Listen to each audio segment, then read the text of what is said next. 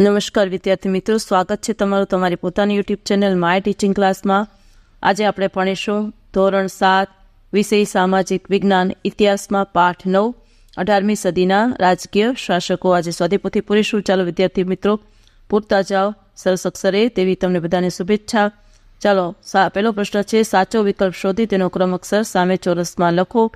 પહેલું ચાલુ કરીશું। પહેલામાં આવશે જવાબ ડી, બીજામાં પણ આવશે ડી, ત્રીજામાં આવશે સી, ચોથામાં આવશે ડી, પાંચમામાં આવશે બી, છઠ્ઠામાં આવશે ડી, સાતમામાં પણ ડી, આઠમામાં બી, નવમામાં બી, દસમામાં એ, 11મામાં સી, 12મામાં સી, 13મામાં એ, 14મામાં એ, 15મામાં સી। ચાલો વિદ્યાર્થી મિત્રો પાછા તમને જવાબ દેખાડી દઉં, જો તમે રિપીટ કરતા જાઓ। ડી, ડી, સી, ડી, બી, ડી, ડી, બી, બી, એ, સી, સી અને છેલ્લે એ અને સી, અને 16મીમાં આવશે એ। પછીનો પ્રશ્ન છે વિદ્યાર્થી મિત્રો, ખાલી જગ્યા પૂરો।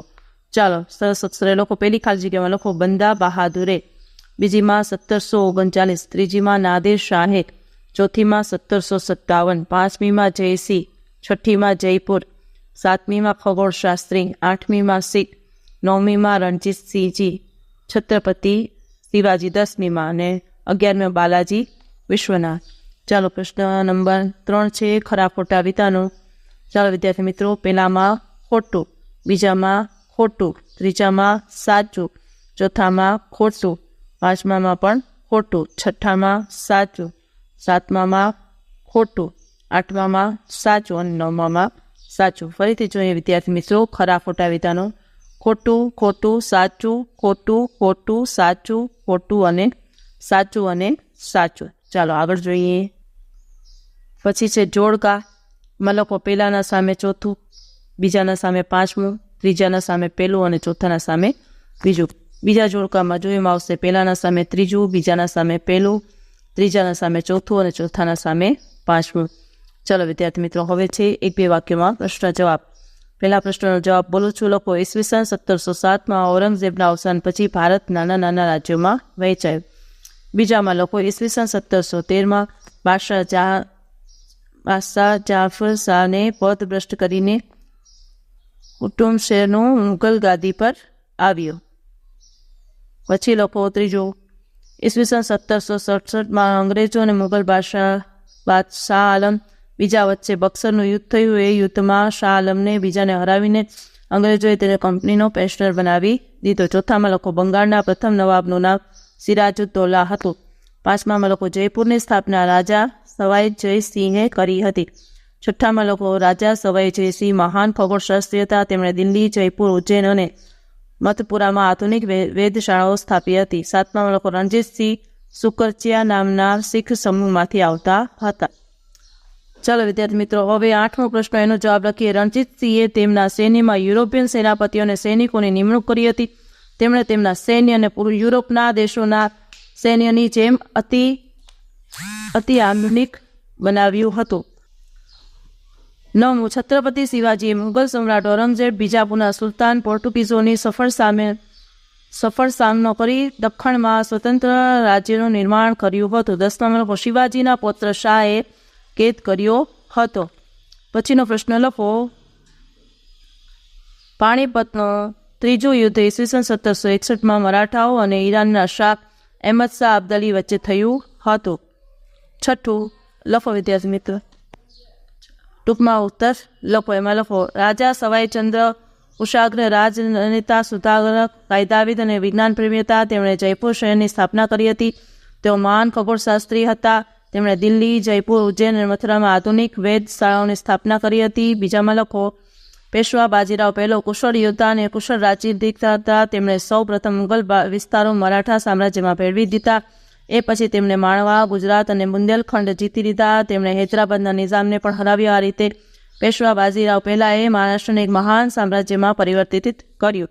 ત્રીજામાં લખો પાણીપતનું ત્રીજું યુદ્ધ ઈસવીસન 1761માં થયું હતું। એ યુદ્ધમાં મરાઠાઓનો પરાજય થયો તો મરાઠા સૈન્યના પરાજયના સમાચાર મળતા આઘાતથી પેશવા બાલાજી બાજીરાવ અવસાન પામ્યા હતા. તદુપરાંત પાણીપતના ત્રીજા યુદ્ધમાં પરાજિત બનેલા મરાઠાઓ નિર્બળ બનતા ભારતમાં બ્રિટિશ સત્તાનો ભય થયો. પછી 7મો પ્રશ્ન, દરેક વિશે 3-4 વાક્ય લખો. રાજા સવાઈ જયસિંહ, એમાં લખો સવાઈ જયસિંહ જયપુરના રાજા હતા. બીજું, તેમણે જયપુર શહેરની સ્થાપના કરી હતી. તેઓ કુશાગ્ર રાજનેતા, સુધારક, કાયદાવિદ અને વિજ્ઞાન પ્રેમી હતા. તેઓ મહાન ખગોળશાસ્ત્રી હતા. તેમણે દિલ્હી, જયપુર, ઉજ્જૈન અને મથુરામાં આધુનિક વેધશાળાનું નિર્માણ કરાવ્યું હતું. બીજું લખો છત્રપતિ શિવાજી, એમાં લખો છત્રપતિ શિવાજી 17મી સદીના સૌથી મહાન શાસક હતા. તેમણે મુઘલ સમ્રાટ ઔરંગઝેબ, બીજાપુરના સુલતાન, પોર્ટુગીઝો વગેરેને હંફાવીને દખ્ખણમાં એક સ્વતંત્ર રાજ્યનું નિર્માણ કર્યું હતું. છત્રપતિ શિવાજીએ રાજ્ય માટે કુશળ, કાર્યક્ષમ અને પ્રજા કલ્યાણકારી શાસનતંત્રની રચના કરી હતી. તેઓ કાબેલ વહીવટ કરતા હતા. પછી લખો બાલાજી વિશ્વનાથ, એમાં લખો છત્રપતિ શાહુના અમલ દરમિયાન રાજ્યની બધી સત્તા બાલાજી વિશ્વનાથ પાસે હતી. તેણે બધી સત્તા પોતાના હાથમાં લઈ એક રાજકર્તા તરીકે વહીવટ સંભાળ્યો હતો. મરાઠા રાજ્યના પ્રથમ પેશવાઓને બાલાજી વિશ્વનાથે પોતાના વારસદાર માટે પેશવા પદ હંસ પરંપરાગત બનાવ્યું હતું. તેમણે મરાઠા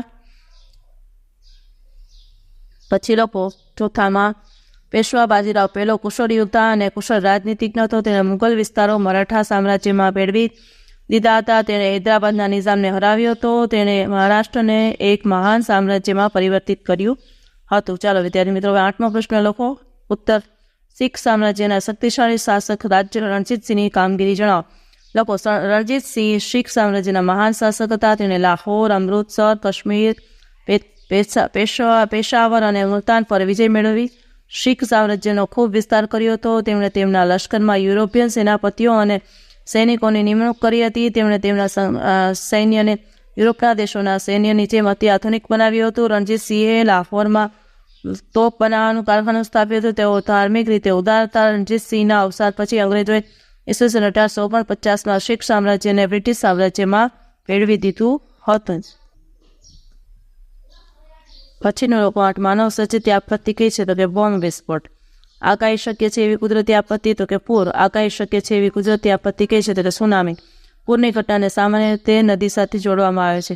ભૂકંપ સમયે વીજળીનો થાંભલો પકડીને ઊભા રહેવું જોઈએ? તો કે ખોટું.